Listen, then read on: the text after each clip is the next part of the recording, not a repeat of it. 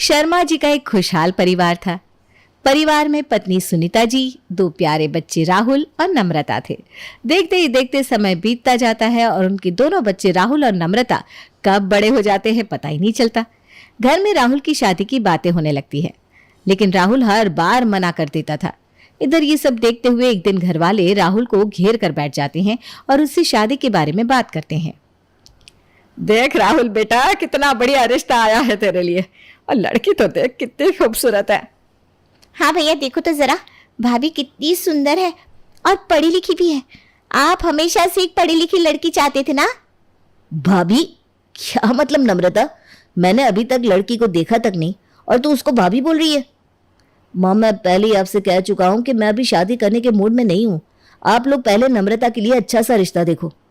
बेटा, नम्रता तुझसे छोटी भी है और अभी पीएचडी कर रही है, तो उसका अभी शादी करने का मूड नहीं है। और ये लड़की मुझे तेरे हिसाब से बिल्कुल ठीक लग रही है। तू एक बार मिल ले और सब अच्छे से समझ ले। सबसे बड़ी बात, लड़की पढ़ने में बहुत होशियार है, लेकिन कुछ कारणों के चलते उसकी पढ़ाई बीच में ही रुक गई है। अब वो टीचिंग का जॉब कर रही है और हम दहेज विरोधी है, ये तो तू जानता ही है। फिर इस रिश्ते में मुझे कोई कमी नहीं दिख रही। हाँ भाई, और मुझे ना बचपन से अपने भाई की शादी का बड़ा ही इंतजार था। मेरी भाभी आएगी तो मैं उसके साथ ऐसे रहूंगी जैसे वो मेरी दोस्त हो। उसके साथ घूमने जाऊंगी, एंजॉय करूंगी। इसलिए पहले शादी आपकी होगी। मुझे तो अपनी भाभी के आने का बड़ी बेसब्री से इंतजार है। अरे एक बार मिलने में क्या हर्ज है बेटा। आजकल तो वैसे भी बच्चे शादी के पहले मिलजुल लेते हैं, एक दूसरे को समझ लेते हैं। अब हमारे ज़माने जैसा तो है नहीं कि किसी के भी गले बांध दिया। क्या मतलब है आपका? नहीं नहीं, मतलब कुछ नहीं, मतलब बिना देखे ही शादी कर लेते थे ना हम। सब हंसने लगते हैं। ठीक है पापा, जैसा आप कहें। एक बार प्रिया से मिलने के बाद राहुल और प्रिया की शादी हो जाती है और प्रिया शादी करके राहुल के घर आ जाती है। घर में सब बहुत ही ज़्यादा खुश थे अपनी शादी की पहली रात। देखो प्रिया, आज से तुम मेरी पत्नी होने के साथ साथ इस घर की सदस्य भी हो, और मैं चाहता हूँ कि तुम इस घर को पूरी तरह अपनाओ और हमारे घर में हमेशा खुशी का माहौल रहे। मेरे लिए मेरा परिवार हमेशा से ही फर्स्ट प्रायोरिटी रहा है, तो इस बात को हमेशा ध्यान में रखना। प्रिया हाँ में सर हिला देती है। अगर आज के दिन मैं आपसे कुछ मांगना चाहूँ तो आप मुझे देंगे? हाँ बोलो प्रिया, क्या चाहिए तुम्हें? मैं आगे पढ़ना चाहती हूँ।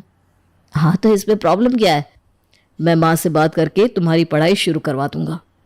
शादी के कुछ दिन बाद प्रिया घर अच्छे से संभाल लेती है, लेकिन उसे अपनी ननद से बहुत चिढ़ होती थी, क्योंकि वो उससे उम्र में ज़्यादा होने के बाद भी आज तक पढ़ाई कर रही थी, लेकिन किसी को उसकी पढ़ाई का ख्याल नहीं था। इसके कारण अब वो बहुत परेशान रहने लगती है। कुछ दिन बाद, माँ मैं आज थोड़ा लेट लौटूंगी, आज मेरी एक्स्ट्रा क्लासेस है। तभी प्रिया वहाँ आती है। क्यों दीदी, आज ऐसा क्या है जो आप लेट आने वाली है? वो भाभी आज ना मेरी एक्स्ट्रा क्लासेस है। हाँ दीदी, आजकल एक्स्ट्रा क्लासेस काफ़ी ट्रेंड में है। अच्छा अच्छा ठीक है बेटा, लेकिन अभी तो तूने कुछ खाया भी नहीं, कुछ खा कर जाना। प्रिया, तूने खाना रेडी कर लिया है ना? ज़रा नम्रता को खाना लगा दे, वो खाकर चली जाएगी, फिर पूरा दिन उसे बाहर ही रहना है। लेकिन माँ जी, खाना तो आज रेडी नहीं हुआ है। क्या? खाना रेडी नहीं किया अभी तक? नहीं माँ जी, दरअसल मुझे पता नहीं था ना कि नम्रता दीदी को आज एक्स्ट्रा क्लासेस के लिए जाना है। अरे ये भी कोई बात हुई भला? अरे माँ कोई बात नहीं ना, आप भाभी को कुछ मत कहिए, मैं खाना बाहर खा लूँगी। और इतना कहकर वो घर से निकल जाती है। इधर प्रिया को नम्रता पर बहुत गुस्सा आता है। अच्छा, मैडम को पका हुआ खाना चाहिए। मैं तो उम्र में नम्रता से भी छोटी हूँ, लेकिन मेरे ऊपर पूरे घर की जिम्मेदारी छोड़ रखी है और खुद की बेटी के लिए इतना प्यार।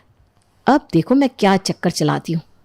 उस दिन नम्रता को एक्स्ट्रा क्लासेस के कारण आने में देर हो जाती है और उसका फ़ोन भी स्विच ऑफ हो जाता है। तभी राहुल घर आता है। माँ, नम्रता कहीं दिखाई नहीं दे रही। माँ ने पूरी तरह से बात भी नहीं सुनी थी कि प्रिया बाहर निकलकर जवाब देती है। हाँ, अभी तक आई नहीं है आपकी लाडली नम्रता। देख लो, वैसे भी आजकल माहौल कितना खराब है। लड़कियां आजकल एक्स्ट्रा क्लासेस कहकर कहाँ जाती है कुछ पता नहीं चलता। अरे नहीं नहीं, ऐसा कुछ भी नहीं है, हमारी नम्रता ऐसी नहीं है। कुछ दिन बाद राहुल ऑफिस जाते हुए प्रिया से कहता है, अरे प्रिया, आज शाम को रेडी रहना, आज हम तीनों मूवी देखने जाने वाले हैं। हम तीनों मतलब?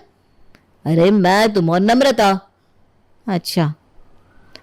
प्रिया का मुंह बन जाता है। अब प्रिया पूरा दिन ये प्लान बनाती रहती है कि नम्रता उनके साथ मूवी देखने ना जा पाए।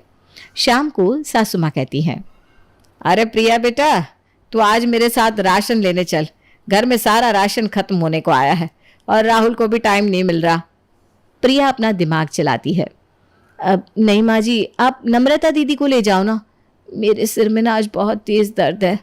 वैसे भी हमारी नम्रता दीदी हर काम में इतनी एक्टिव है, पूरा दिन घर से बाहर रहती है तो उनको सारी जानकारी भी है। मेरी किस्मत में तो सिर्फ चूल्हा चौका ही लिखा है। ठीक है बेटा, तू आराम कर, हम दोनों चले जाते हैं और हमें आने में थोड़ा टाइम लगेगा। वहीं से बड़ी मौसी के घर होते हुए रात तक आएंगे फिर। हाँ माँ, मैं भी काफी दिन से मौसी के घर नहीं गई। चलिए मैं भी चलती हूँ। भाभी, आप भी हमारे साथ चलती तो कितना अच्छा रहता ना। हाँ दीदी, मन तो मेरा भी बहुत था, लेकिन कोई बात नहीं, फिर कभी साथ में चलेंगे। इधर नम्रता अपनी भाभी प्रिया की हर एक बात को बहुत अच्छे से समझ रही थी। उसे भाभी का उखड़ा हुआ मूड समझ में तो आता है, लेकिन घर में छोटे होने के कारण कुछ भी कह नहीं पा रही थी। जब राहुल ऑफिस से घर आता है तो देखता है घर में कोई नहीं है। प्रिया, प्रिया कहाँ हो तुम? रेडी हो कि नहीं? हाँ जी, बिल्कुल रेडी हूँ जी। कैसी लग रही हूँ मैं? अच्छी, लेकिन नम्रता कहाँ है? और माँ भी कहीं दिखाई नहीं दे रही। हाँ, वो लोग राशन लाने गए हैं। अरे ऐसे कैसे? नम्रता तो हमारे साथ चलने वाली थी ना। अरे तुम्हारी छोटी बहन अब बड़ी हो गई है, अब तुम ही देख लो ना। अब वो हमारे साथ नहीं, अपने दोस्तों के साथ जाना पसंद करती है। क्या कहा? मैं अपनी बहन को इतना प्यार करता हूँ, अपनी जान उस पर न्यौछावर करने को तैयार हूँ, लेकिन मेरी बहन। राहुल नम्रता से बहुत नाराज हो जाता है और उससे बात करना बंद कर देता है। फिर एक दिन नम्रता अपनी भाभी प्रिया के कमरे के बाहर से निकल रही होती है, तभी उसके कानों में भाभी की आवाज़ सुनाई देती है। वो अपनी दोस्त से बात कर रही थी। अरे क्या बताऊं स्वाति, अब तू तो जानती है मेरे दिल की सारी बात, लेकिन अपने मन का हमेशा कहाँ होता है। घर में सबसे बड़े होने का फ़र्ज़ निभाया, पापा की तबीयत खराब हुई तो पूरे घर की जिम्मेदारी मेरे ऊपर आ गई, और अब यहाँ शादी के बाद इकलौती बहू हूँ तो मुझे ये सब संभालना है। मेरा प्रोफेसर बनने का सपना तो कहीं पीछे छूट गया। मैंने राहुल जी से भी सिर्फ यही एक वादा लिया था कि मुझे शादी के बाद पढ़ाई करनी है, लेकिन उन्हें तो ये बात अब तक याद भी नहीं है।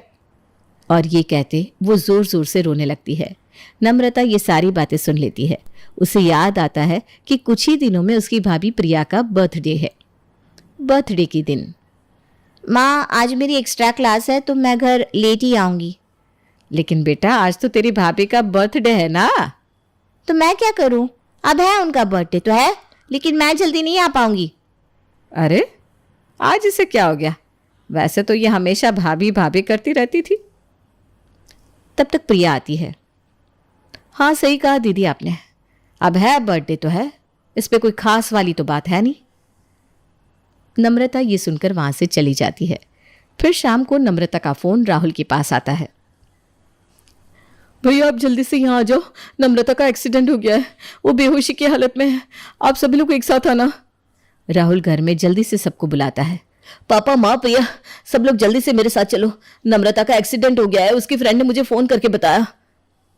वो सब बताए हुए एड्रेस पर निकल जाते हैं। वहां पहुंचकर, ये एड्रेस तो गलती से किसी होटल का दिया है, मैं उसकी फ्रेंड को फ़ोन करता हूँ। तभी एकदम से लाइट चली जाती है। अरे ये क्या हुआ? ये क्या हुआ? तभी अचानक से लाइट जल जाती है। हैप्पी बर्थडे प्रिया भाभी। सब एकदम शॉक्ड हो जाते हैं। प्रिया बहुत खुश हो जाती है। नम्रता अपनी भाभी के लिए एक गिफ्ट लेकर आती है और उसे खोलने के लिए कहती है। प्रिया गिफ्ट खोलती है तो उसकी आंखें खुली की खुली रह जाती है। ये क्या दीदी? ये है आपकी बुक्स और ये रहा आपका लैपटॉप। आप बस कल से अपनी पढ़ाई शुरू कर रही हैं। आपका सपना पूरा करने का समय आ गया है। प्रिया जोर से रोने लगती है। नम्रता दीदी, मैंने आपको बहुत गलत समझा, आपके खिलाफ आपके भैया को गलत कहा, लेकिन आप मेरे बारे में इतना सोचती है, हो सके तो मुझे माफ कर देना। नहीं प्रिया, माफ तो तुम्हें मुझे करना चाहिए। मैं तुम्हारे इस सपने को तो भूल ही गया था। मैंने तुमसे ये वादा भी किया था, लेकिन मैं सब कुछ भूल गया। हो सके तो मुझे माफ कर देना प्रिया। अरे नहीं नहीं, आप दोनों दुखी मत हो। आज तो खुशियां मनाने का दिन है। और भाभी, इसमें आपकी कोई गलती नहीं है, आप अपनी जगह बिल्कुल सही हो। अब आपके सपने पूरे होने का समय आ गया है। मैंने आपका फॉर्म फिल कर दिया है और कल से हम दोनों साथ में कोचिंग भी जाएंगे। मोनिका के ससुर जी काफी पुराने ख्यालों के थे, पर घर पर उनके ससुर जी की ही चलती थी।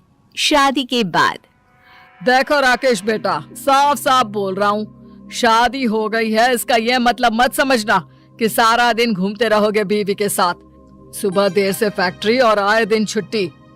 अरे कैसी बात कर रहे हैं, कम से कम 1 महीने तो बेचारे को बीवी के साथ घूमने फिरने दे। तुम चुप रहो। ये जो आए दिन तुम ड्राइवर लेकर शॉपिंग में जाती हो, बेटियों के ससुराल में घुसी रहती हो, उनको महंगे महंगे तोहफे देती हो, ये सब कमाई से आता नहीं। बोलो तो घर बैठ जाते हैं, फिर फूंकना चूल्हा।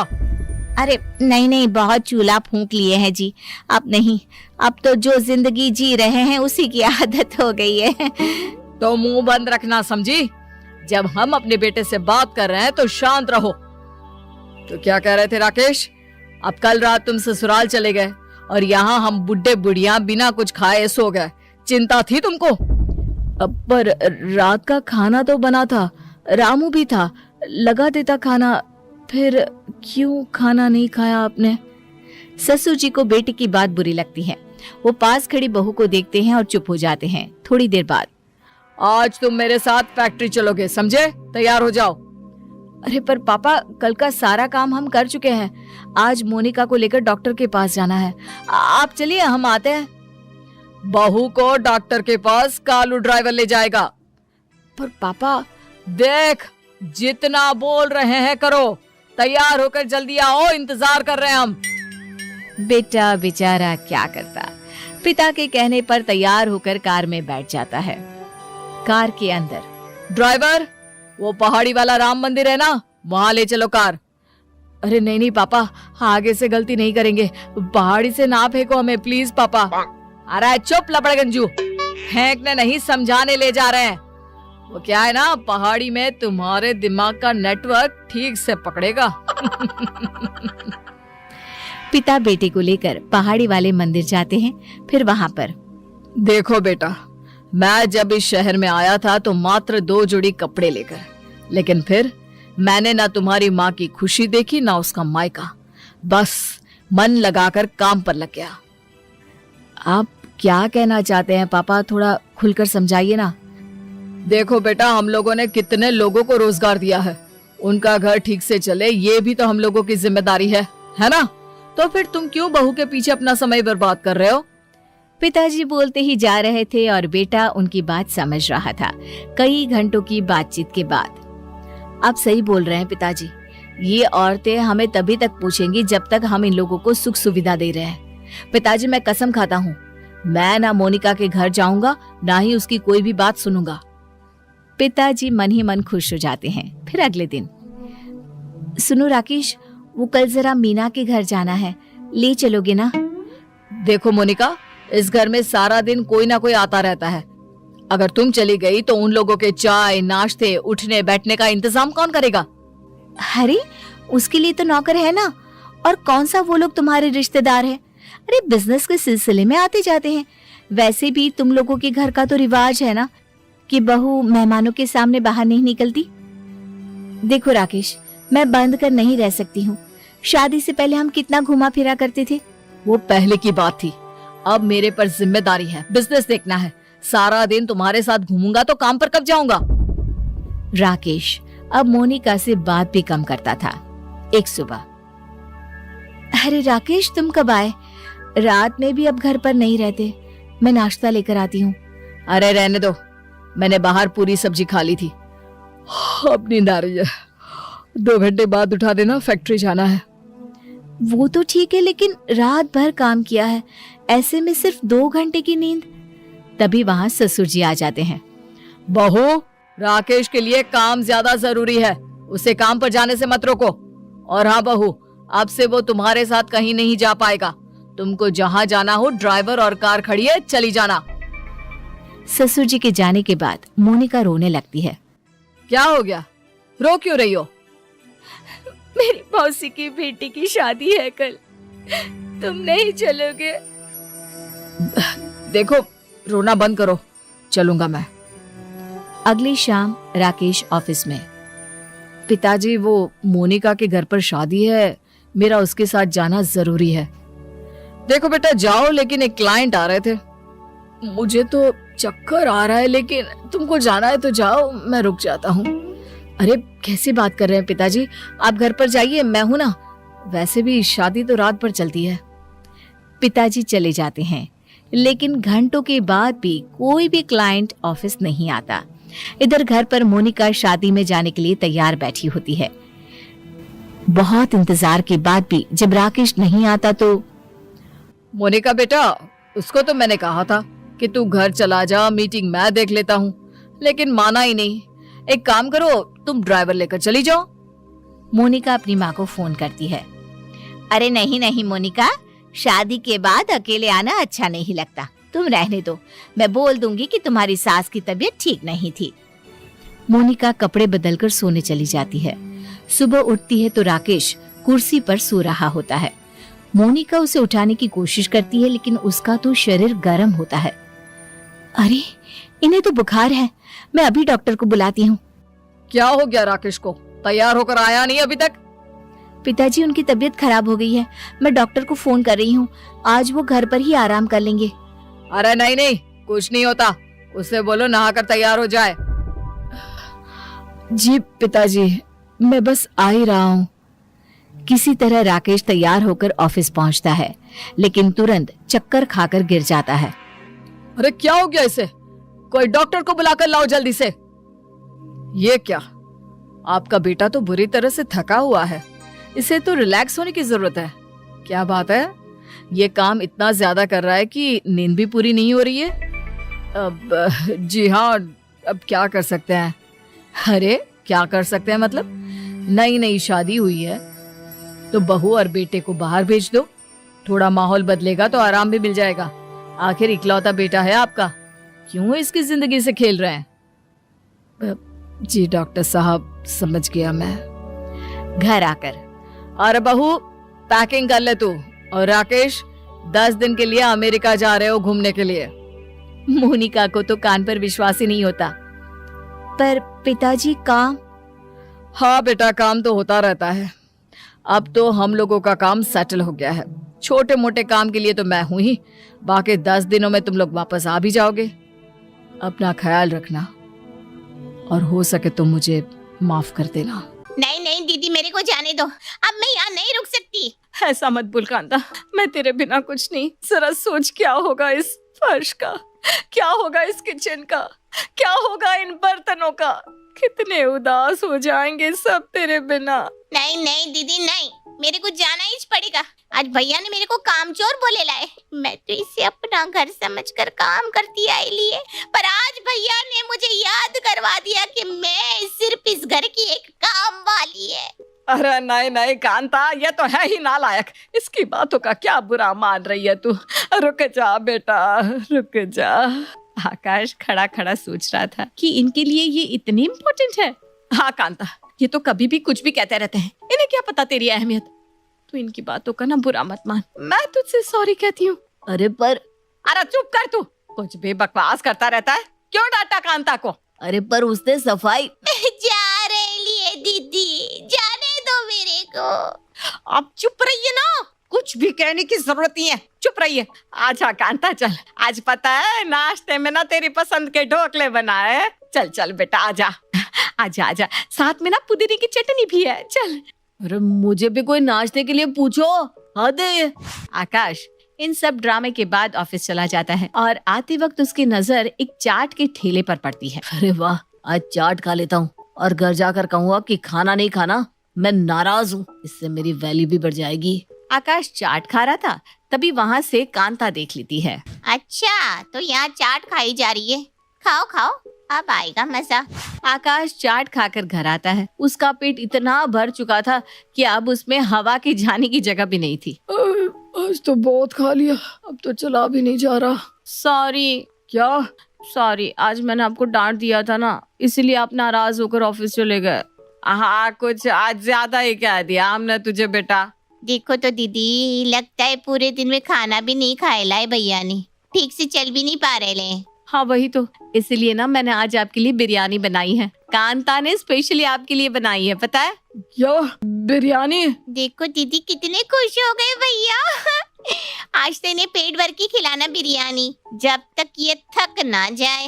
अरे अगर घर में बता दिया कि चाट खाकर आया हूँ तो ये लोग सोचेंगे कि मैं अकेले अकेले एंजॉय करता रहता हूँ, और मुझे बुरा भी नहीं लगा था। और अगर ये बिरयानी खा ली तो मेरा तो पेट ही फट जाएगा।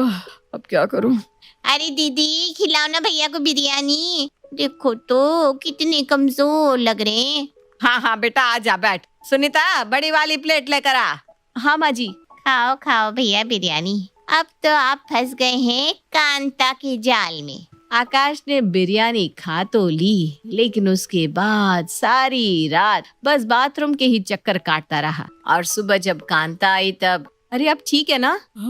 अब पेट खाली हो गया मेरा। क्या? अब मैं ठीक हूँ। अरे क्या हुआ दीदी भैया को? अरे देख ना, कल रात से बस बाथरूम में ही जा रहे हैं, पता नहीं क्या हो गया इन्हें। अरे दीदी आप ना फिक्र मत करो, मैं है ना एक ऐसा काढ़ा बनाएगी कि भैया एकदम से ठीक हो जाएंगे। अरे नहीं नहीं नहीं, अब मैं बिल्कुल ठीक हूँ। अरे वो तो हर बीमार इंसान यही कहता है भैया कि मैं ठीक हूँ। अरे कांता ठीक कह रही है, उसके हाथ का काढ़ा पी ले, बिल्कुल ठीक हो जाएगा। कांता तू बना दे इसके लिए काढ़ा। मैं अब भी बना देती है। दीदी मेरे को नीम, करेले का रस और काली मिर्च दे दीजिए बस। क्या? हाँ इन सब से ही तो बनेगा कांता स्पेशल काढ़ा। अरे नहीं नहीं नहीं, मैं सच में ठीक हूँ, मुझे कुछ नहीं चाहिए। वो तो कल मैंने क्या भैया कल आपने क्या? चा नहीं, वो मैं कह रहा था कि अच्छा ठीक है तुम बना दो काढ़ा, मैं पी लेता हूँ। मैं अब बीच बना देती है भैया। कांता आकाश के लिए नीम का काढ़ा बना कर लाती है, जिसे देखकर आकाश उसे पीने की हिम्मत भी नहीं कर पा रहा था। तुम तीनों मेरे ऊपर क्यों खड़ी हो गई हो?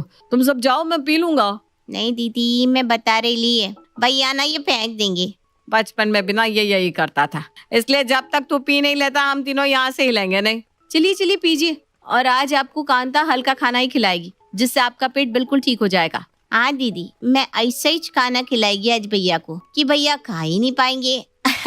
मेरा मतलब बिल्कुल ठीक हो जाएंगे, क्यों भैया? अरे कहाँ फंस गया मैं? चल अब एक ही घूंट में पी ले, नखरे मत दिखा। आकाश बेचारा नाक बंद करके काढ़ा पी लेता है। ये हुई ना बात। कांता आज पूरा दिन भैया का ख्याल तुम रखना, इन्हें काढ़ा और खाना तेरे हिसाब से ही दे देना, ठीक है? अरे दीदी आप फिक्र मत करो ना, आप देखना भैया कैसे लाइन पे आ जाते हैं। क्या? मतलब आप कैसे ठीक हो जाते हैं। सुनीता ने कांता को पूरा दिन आकाश का ध्यान रखने का जिम्मा सौंप दिया, जिसका कांता भरपूर फायदा उठा रही थी। चलिए भैया आपके सूप पीने का वक्त हो गया है, चलिए चलिए सूप पी लीजिए। अरे वाह, सूप किसका? टोमेटो सूप की मंचाओ? अरे उससे भी अच्छा और हेल्दी है। कितनी मेहनत से बनाया है कांता ने आपके लिए। जीती रहे मेरी कांता, कितनी होशियार है तू। अरे क्या आप दोनों भी बस कीजिए ना, मेरे को शर्म आ रही है। लाओ मुझे दो सूप। हाँ लीजिए ना। ये कैसा सूप है? अरे भैया ये मूली का सूप है, इससे आपकी पेट की सारी गैस निकल जाएगी। मूली का सूप कौन पीता है? इससे गैस क्या, मैं ही निकल जाऊंगा। मैंने कितनी मेहनत से आपके लिए बनाए लाए। भैया आपको नहीं पीना तो ठीक है, मैं फेंक देती है। अरे नहीं नहीं नहीं, कांता ने इतनी मेहनत से बनाया है, वो भी आपकी सेहत के लिए। पूरा खत्म करना है, चलिए। और नहीं तो क्या, चल अब ज्यादा नाटक मत कर, चुपचाप पी जाइए सूप। अरे कहाँ फंस गया मैं। मूली के सूप के बाद वैसे तो आकाश में अब कुछ भी खाने की इच्छा नहीं बची थी, लेकिन जब कांता हो सामने तो कुछ न कुछ धमाकेदार तो होना ही था। भैया अरे अब क्या लेकर आई हो मेरी माँ? अब मुझ में ना कुछ भी खाने की ताकत नहीं है, सच में। देखिए ना दीदी कितने कमजोर हो गए हैं भैया, इसीलिए ना मैं आपके लिए ये ताकत की दवाई लाई हूँ। इससे खाने से आप में ना फुर्ती आ जाएगी, ऐसी फुर्ती आएगी। इतना ख्याल है कांता को आपका, कितना सोचती है ये आपके बारे में। अरे किसी की नजर ना लग जाए मेरी कांता को। अब बस भी कीजिए आप दोनों, मेरे को ना शर्म आ रही है। चलिए चलिए भैया ये ताकत की गोली खा लीजिए, मैंने खास जड़ी बूटी से बनाई है। अरे अब मैं बिल्कुल ठीक हूँ, सच में मुझे इसकी कोई जरूरत नहीं है। ऐसे कैसे जरूरत नहीं है? अगर आज आपने ये नहीं पिया तो कल भी मैं पूरा दिन कांता से कहूंगी कि आपकी देखभाल करे। नहीं नहीं नहीं नहीं, लाओ मैं ये खा लेता हूँ प्लीज। अब ये रात बीत जाए, मैं कल सुबह जल्दी से ऑफिस चला जाऊँ बस। कांता ने सारा दिन अजीबो गरीब चीजें खिला खिला के आकाश की हालत खराब करती थी। सुबह होते ही आकाश जल्दी से ऑफिस जाने की तैयारी में लग गया। ये लीजिए आपका टिफिन, इसमें दलिया है। दलिया? आज आपको पूरा दिन मैं बस हल्का खाना ही दूंगी। शाम को ऑफिस से आने के बाद भी आपको ना फल मिलेंगे, जब तक आपका पेट ठीक नहीं हो जाता। ठीक है, जैसा तुमको। हाँ बेटा, आज ख्याल रख लेगा तो फिर कभी पेट की दिक्कत नहीं होगी। ठीक है, मैं चलता हूँ ऑफिस, खा लूंगा ये दलिया। आकाश ने ऑफिस में दलिया खाया, लेकिन उससे उसका पेट बिल्कुल भी नहीं भरा था।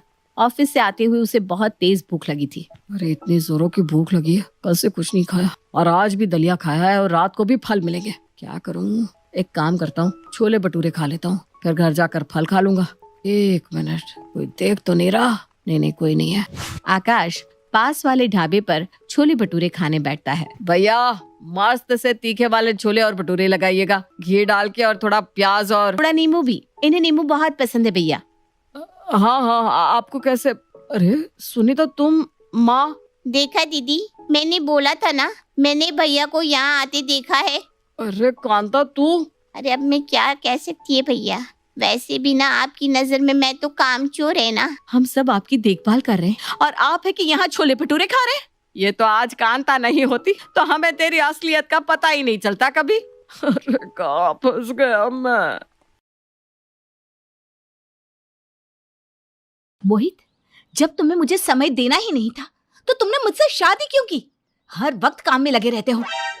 काशी, क्या तुम ये काम चिल्लाती रहती हो? यार ऑफिस में भी चैन नहीं है और तुम यहाँ पर भी लड़ती रहती हो। मैं लड़ती हूँ तुमसे? अरे तुम ऐसी हरकत करते ही क्यों हो कि मुझे लड़ना पड़े? पता है काशी तुम्हें, मैं 1 नंबर का गधा हूँ जो तुम्हारे इतना लड़ने के बाद भी यहाँ आ जाता हूँ। काश ये बात मुझे पहले पता होती तो शादी ही नहीं करती। काशी और मोहित में ऐसी लड़ाई होना आम बात थी। कुछ ही दिन पहले दोनों की लव मैरिज हुई है, लेकिन अफसोस दोनों के बीच लव तो है ही नहीं, सिर्फ मैरिज बची है, और वो भी नाम की। आइए जानते हैं इन दोनों की बेमतलब की शादी क्या रंग लाएगी। काशी जल्दी से मेरे कपड़े लाओ, मुझे ऑफिस के लिए देर हो रही है। ला तो रही हूँ, घर से ज्यादा तो आप ऑफिस में रहते हो, फिर भी पता नहीं क्यों ऑफिस जाने की इतनी जल्दी होती है आपको। तुम क्या चाहती हो काशी, कि मैं सारा काम धंधा छोड़कर घर पर ही बैठ जाऊं? काशी और मोहित में सुबह सुबह लड़ाई शुरू हो जाती है। तभी काशी की सास प्रेमा उनकी लड़ाई शांत करते हुए कहती है, अरे अरे अरे अरे क्यों सुबह सुबह सीज फायर का उल्लंघन कर रहे हो तुम दोनों? चुप हो जाओ, शांत रहो। माँ आप अपनी बहू को समझाइए ना कि वो कम लड़ा करे मुझसे। माँ जी आप अपने बेटे को समझाइए कि ऑफिस के अलावा घर की भी इनकी कई जिम्मेदारी हैं जो ये पूरी नहीं करते।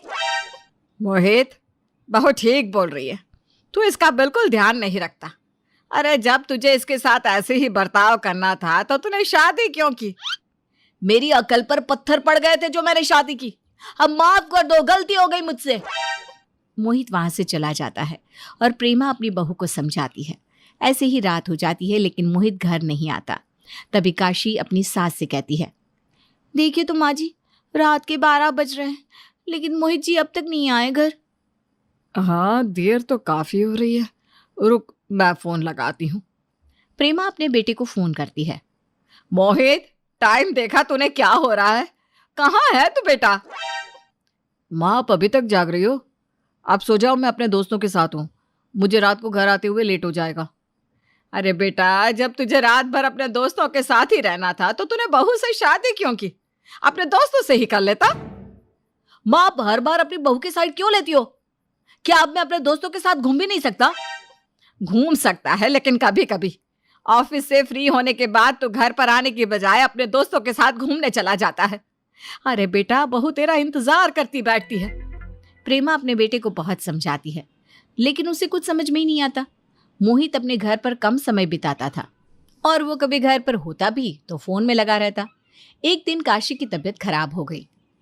माँ मेरी तबीयत बहुत खराब है, रात से बुखार आ रहा है। अच्छा, तो तूने मुझे रात को क्यों नहीं बताया? चल मैं तुझे डॉक्टर के पास लेकर जाती हूँ। प्रेमा काशी को डॉक्टर के पास ले जाती है और उसका बहुत ख्याल रखती है। इसी तरह से जब भी काशी को कोई परेशानी होती या कोई चीज़ चाहिए होती तो वो अपने पति को ना कहकर अपनी सास से कहती। प्रेमा भी अपनी बहू का बहुत ध्यान रखती है। प्रेमा को लगता था कि उसकी बहू खुश नहीं रहती, तो एक दिन प्रेमा ने अपनी बहू से कहा, बहू तुम इतनी उदास रहती हो, मुझे अच्छा नहीं लगता। तुम्हारी उदासी दूर भगाने का ना एक उपाय है मेरे पास। माँ जी मैं आपके साथ रहती हूँ तो कभी उदास नहीं रहती। मुझे आपके साथ रहना बहुत अच्छा लगता है। वैसे उपाय क्या बता रही थी आप? मैं पिक्चर की 2 टिकट लेकर आई हूँ। तुम्हारे फेवरेट एक्टर सलमान खान की नई पिक्चर आई है, चलो तैयार हो जाओ, और पिक्चर देखने के बाद शॉपिंग के लिए भी चलेंगे। काशी और प्रेमा पिक्चर देखने चली जाती हैं। अब इसी तरह काशी प्रेमा का बहुत ध्यान रखती है, उसकी छोटी सी छोटी खुशी का ख्याल रखती। दोनों दिन भर एक साथ ही रहती। एक दिन काशी का बर्थडे होता है तो प्रेमा उसका बर्थडे सेलिब्रेट करने बहुत बड़े होटल में ले जाती है और वो दोनों रात को घर लेट आती है। मोहित उनसे पूछता है, माँ, काशी, ये टाइम है आप दोनों के घर आने का? हम तो आज लेट आए हैं, आप तो रोज लेट आते हो।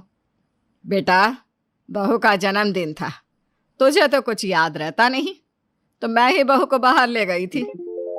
माँ, अपनी बहू की तरफदारी करना बंद करो। मुझे याद नहीं था तो ये बता भी तो सकती थी। ये बात बताने की होती है क्या? आपको खुद याद रखना नहीं चाहिए? और बता भी देती तो आपको कौन सा फर्क पड़ता? आपके डेली रूटीन में तो कोई बदलाव आने वाला नहीं था। काशी, तुम हमेशा मुझे गलत समझती हो। मैंने तो आपको अब सही समझा है। आपको मेरा बर्थडे भी याद नहीं है और माँ जी मेरा ख्याल रखती है तो आपको उसमें भी परेशानी है। ऐसा लगता है कि मैंने माँ जी से शादी की है, आप तो बस नाम के पति हो। काशी मोहित को सुनाकर वहां से चली जाती है। अब प्रेमा को अपने बहू बेटे के रिश्ते को लेकर और परेशानी होने लगी। पहले तो बस मोहित ही काशी से दूर दूर भागता था, अब काशी भी मोहित से दूर रहने लगी। इस तरह से तो इनका रिश्ता खत्म हो जाएगा। अब मुझे ही कुछ करना होगा। एक दिन काशी सुबह देर से सोकर उठी तो प्रेमा उसके कमरे में जाकर बोली, बहू, ये कोई टाइम है तेरा उठने का? तेरा पति ऑफिस जाने के लिए तैयार हो रहा है और तू अभी तक सो रही है। चल जल्दी उठ और नाश्ता बना, सुबह से मैंने भी कुछ नहीं खाया। जी माँ जी, अभी आई। काशी जल्दी से उठकर नाश्ता बना देती है। तीनों बैठकर नाश्ता कर रहे होते हैं, तभी प्रेमा कहती है, बहू, यही सब सीख कर आई है क्या अपने मायके से? मेरे बेटे से तो तुझे शिकायतें बहुत है, लेकिन अपने आप को देखा है कभी? क्या हुआ माँ जी? ये तूने पराठे और चाय कैसे बनाए हैं? पराठों के अंदर नमक नहीं, चाय के अंदर चीनी नहीं। अरे बुरा मत मानियो बहू, पर तेरे अंदर भी कोई गुण नहीं। माँ, ठीक तो बनाया है, क्या हुआ है आपको? अच्छा, आज मैं बोल रही हूँ तो तुझे सब कुछ ठीक लग रहा है? चुपचाप खा ले और ऑफिस के लिए निकल जा। मोहित को अपनी माँ की बात बहुत अजीब लगती है। अब प्रेमा बात बात पर अपनी बहू को खूब सुनाती थी। एक दिन काशी अपने कमरे में बैठकर रो रही थी। मोहित ने उसे रोते हुए देखा तो बोला, क्या हुआ काशी, क्यों रो रही हो? आपको क्या मतलब? जाओ अपने दोस्तों के पास। काशी प्लीज, अभी ये फालतू का ड्रामा मत करो। आराम से बताओ, तुम रो क्यों रही हो? पता नहीं माँ जी क्यों मुझसे इतनी नाराज रहती है। पहले तो मेरा पति ही मेरा नहीं था, बस एक सास थी जो मेरा ख्याल रखती थी, अब वो भी मेरी नहीं रही। अरे इसमें रोने की क्या बात है? वो ऊपर ऊपर से तुम पर गुस्सा करती है पर अंदर से बहुत प्यार करती है तुम्हें। मोहित काशी को समझाकर चला जाता है। शाम को जब मोहित घर आता है तो प्रेमा काशी के ऊपर फिर से चिल्ला रही थी, बहू, तेरा ध्यान तो पता नहीं कहाँ रहता है, सारी दाल जला दी। तेरी माँ ने तुझे सिर्फ घूमना फिरना और रोना ही सिखाया है क्या? माँ गलती से जल गई, मैंने जानबूझकर नहीं जलाई। ना बहू ना, तुझसे कहाँ कोई गलती होती है? अरे गलती तो हमसे हुई है जो तुझे इस घर में रखा है, और सबसे बड़ी गलती मेरे बेटे से हुई है जिसने तुझ जैसी कामचोर लड़की से शादी की। मोहित बेटा, देख ले लव मैरिज करने का नतीजा। मैंने तो तुझसे मना भी किया था, लेकिन मेरी सुनी कहाँ तूने? कैसी बहू ले आया तू, जिससे तू भी परेशान और मैं भी परेशान। प्रेमा जी बोलती जा रही थी। फिर बीच में ही मोहित बोला, माँ, ये किस तरह से बात कर रही हो आप मेरी बीवी से? मैंने बहुत सोच समझकर शादी की है और मैं काशी को बहुत प्यार करता हूँ। आज के बाद बातें सुनाने से पहले सोच समझकर बोलना। ये इस घर की बहू है। मैं काशी से शादी करके बहुत खुश हूँ, ये बात आप मानो या ना मानो। चलो काशी अंदर, कल से तुम घर का कोई एक काम भी नहीं करोगी, मैं नौकरानी रख लूंगा। मोहित काशी को लेकर कमरे में चला जाता है। बाहर खड़ी होकर प्रेमा बहुत मुस्कुरा रही है। उसे अपने बेटे की बातों का बुरा लगने की जगह इस बात की खुशी है कि उसका बेटा बहू को प्यार और सम्मान देने लगा और आखिरकार उसने अपनी बहू बेटे को मिलवा ही दिया।